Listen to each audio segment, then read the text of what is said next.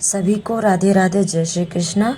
आप सभी को प्रेमानंद जी की बातें सुननी चाहिए और उनके बातों का अनुसरण भी करना चाहिए। यह वीडियो में आप प्रेमानंद जी की बातें सुनिए और उनके कहे अनुसार कार्य करिए। जय श्री राधे। वर्षों से मिली असफलताओं के कारण मेरा जीवन दिशाहीन हो गया है। जो भी लेता हूँ गलत ही हो जाता है। इससे आत्मविश्वास डगमगा सा गया, भय, दुख, अनिद्रा बढ़ गई है। देखो, जब तक हमारे पूर्व पाप नष्ट नहीं होंगे तो हम कोई भी सफलता का कार्य करेंगे तो हमें असफलता में गिरा देंगे। हम बहुत सकारात्मक सोच रखना चाहेंगे, हमें नेगेटिव सोच में पहुंचा देंगे। यह है पाप का परिणाम। और पाप को नष्ट किए बिना हम सुखी नहीं हो सकते। इसलिए पाप नष्ट करने के लिए और भी उपाय हैं, जैसे तीर्थ याटन है, गंगा स्नान है, और भी है। लेकिन सही सटीक पाप की जड़ का नाश कर दे नाम है। नाम संकीर्तनम यस्य सर्व पाप प्रणाशनम। आधा घंटा नाम कीर्तन करो जोर जोर से, और चलते फिरते नाम जप करो, देखो सब पॉजिटिव हो जाएगा। आधा घंटा कोई नाम कीर्तन करो, जो नाम प्रिय हो आपको, हरे कृष्ण श्री राम जय जय, जो भी राधा राधा राधा, खूब जोर जोर से भगवान नाम कीर्तन करो और चलते फिरते नाम जप करो। फिर देख लो आप उसका परिणाम, फिर आप खुद अनुभव करें। लेकिन लंबे समय तक 2-4 दिन किया और फिर पाप कर लिया, फिर 2-4 दिन किया पाप किया, वो बात नहीं है। पाप आचरण रोक करके लंबे समय तक करो तो तुम्हारे पाप नष्ट हो जाएंगे, सफलता हाथ लग जाएगी। सबको सफलता क्यों नहीं प्राप्त होती, सबको सुख प्राप्त क्यों नहीं होता, लेकिन सब लोग सुख के लिए ही कार्य करते और दुख क्यों प्राप्त होता है? उसका कारण पाप है।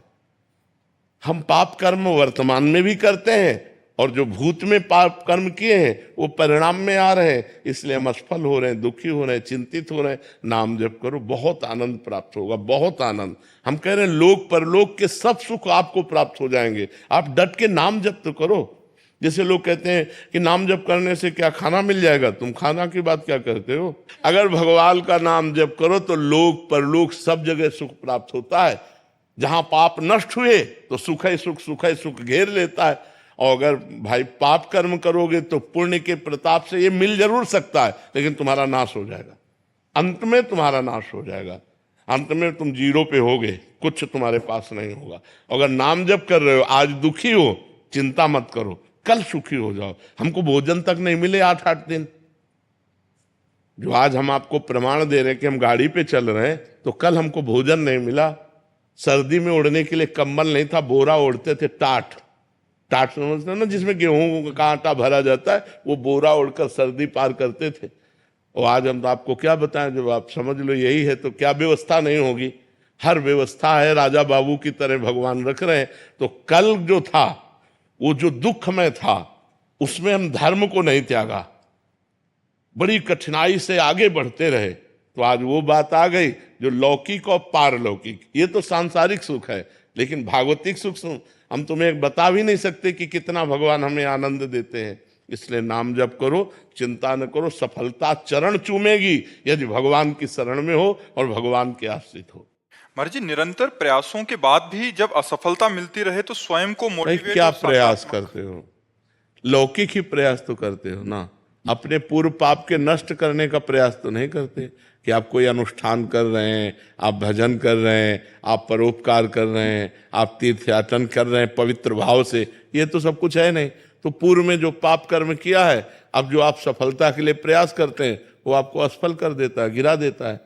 तो आपका प्रयास कोई आध्यात्मिक है क्या? तो फिर बिना आध्यात्मिक प्रयास के आप कैसे विजय प्राप्त कर सकते हैं? जो हमने पूर्व में पाप किए हैं, गलतियां की हैं, वो हमको दुख देंगे ना। हम पढ़ लिख करके अच्छा बनना चाहते हो, हमको गिरा देंगे। हमारे पास सर्टिफिकेट लेकिन नौकरी नहीं मिलेगी, व्यापार में पैसा लगाते हैं लेकिन सफलता नहीं मिलती है, तो वो हमको दुख देगा ना पाप कर्म। तो उस पाप कर्म को नष्ट करने के लिए हम क्या प्रयास करते हैं, विचार कीजिए। कोई प्रयास नहीं करते ना, तो उसके लिए प्रयास करो। हम कह रहे हैं कुछ मत करो, राधा राधा राधा राधा राधा नाम जपना शुरू करो। काउंटर लो और गिनती से 50,000 रोज नाम जप करो। फिर हमें बताओ लंबे समय तक ये नहीं कि अब 4 दिन बाद हमसे प्रश्न करो कि 50,000 नाम जप किया, हमारी नौकरी नहीं लग गई, हमारा काम नहीं बना। लंबे समय तक जप कीजिए, फिर देखिए सफलता मिलती है कि नहीं। कुछ जने बिना प्रयास के भी महाराज जी, क्या उनका पूर्व का प्रारंभ?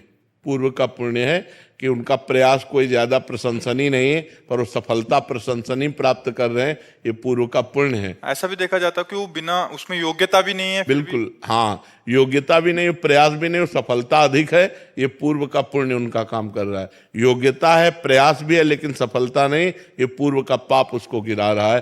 क्रम होता है, जब पुण्य लगेगा तो आप पाप कर्म करो तो भी उन्नति होती चली जाएगी, और जब पुण्य का संयोग आएगा, जैसे पाप का लगा संयोग, तो अब आप चाहे जितना पुण्य करो, आप चाहे जितना धर्म करो, वो आपको दुख ही देता चला जाएगा। और पुण्य का संयोग है तो आप पाप कर्म करो तो भी आपको सुख मिलता चला जाएगा। लेकिन जब ये पुण्य खत्म होगा और पूर्व का पाप और वर्तमान का पाप मिलेगा तो आपको कष्ट दे देगा।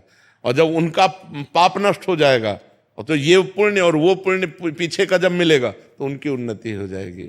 ये एक क्रम है ईश्वरीय, जो ईश्वरी भागवती है जो क्रम है वो ये है। तो इसलिए नाम जप करो और अपने पापों को भस्म करके आगे बढ़ो, नाम जप करो, ठीक है। प्रतिकूलताओं और हतोत्साहित जब हो जाता हूँ, ऐसी स्थिति आती है, तो ऐसे समय में अपने को खुद को कैसे फोकस रखूं और प्रोत्साहित रखूं कि मतलब आगे का मार्ग प्रशस्त हो? जब हम भगवान से चित्त जोड़ देते हैं तो इस प्रश्न का उत्तर अपने आप मिल जाता है, ऐसा बल मिल जाता है कि हम उनको सह सकते हैं। क्योंकि हम भगवान से जब चित्त जोड़े हैं ना तो हमारा मन आनंदित रहता है। अगर मन आनंदित है तो हम विपत्तियों को रौंदते हुए निकल जाएंगे। अगर हमारा मन आनंदित नहीं है तो फिर हम गिर जाएंगे। और मन आनंदित होगा जब भगवान से जुड़े। तो हम वही बात आपको सिखाना चाहते हैं कि भगवान से जुड़ो, गंदा आचरण मत करो, पाप मत करो, मांस मदिरा का सेवन मत करो, फिर देखो तुम्हारा चित्त कितना आनंदित रहता है। कोई व्यसन ना हो और कोई पाप ना हो और थोड़ा भी भजन होगा तो आपका हृदय आनंदित रहेगा। आप पक्का समझो, भगवदा आनंद से ही हम इन विपत्तियों से लड़ सकते हैं, नहीं तो ऐसे ऐसी विपत्तियां पूछो मत। ये माया इतनी विचित्र है, पूछो मत। भोजन की थाली सामने आई और ढनक गए, कवल नहीं खा पाए। आराम से टहलते जा रहे, पीछे से टक्कर लगा, मर गए। हमारा कब शरीर छूट जाए, हमारा कब क्या घटना हो जाए, इस संसार में कहा नहीं जा सकता। इसलिए मालिक से जुड़े रहो। तो हम विपत्तियों पर तभी हावी हो सकते हैं, भारी पड़ सकते हैं, जब भगवान से जुड़े। नहीं, विपत्तियां हम पर भारी पड़ जाएंगी और हमको गिरा देंगी। आदमी जब निर्णय नहीं कर पाता ना विपत्तियों में, तो सुसाइड जो कर लेते हैं ना, वो विपत्तियों से निकलने का रास्ता सुसाइड सोच लेते हैं, जबकि भारी विपत्ति में फंसा देने वाला है। प्रेतियों ने मिलती है करने वाले को। तो हमारे ऊपर विपत्तियां भारी ना पड़े, इसलिए भगवान का नाम जप करें, भगवान से चित्त जोड़ें और ये विश्वास करें कि आज दुख आया है तो हट जाएगा, कल हमारे सामने सुख भी आएगा। ऐसा नहीं है जैसे दिन आया है तो रात आएगी, हम तैयारी रखें। अगर रात आ गई है तो परेशान ना हो, दिन आने वाला है। दुख आया है तो सुख आएगा, सुख आया है तो दुख आएगा। ये क्रम चल रहा है, मनुष्य जीवन का क्रम है। हमको तैयार रहना चाहिए। जैसे हम रात्रि के लिए बिजली गई तो हम इन्वेटर की व्यवस्था करते हैं, जनरेटर की व्यवस्था करते हैं कि हम अंधेरे से व्याकुल ना हो। ऐसे ही दुख आने वाला है, हम नाम जप करें, दान पुण्य करें, तीर्थ स्नान करें, तीर्थ याटन करें, जिससे हमारे पास पुण्य हो और मैं उस पुण्य बल से विपत्ति को पार कर जाऊं। अगर यह वीडियो आपको अच्छी लगे तो लाइक और सब्सक्राइब जरूर करें। कमेंट में जय श्री राधे जरूर लिखें। सभी को राधे राधे।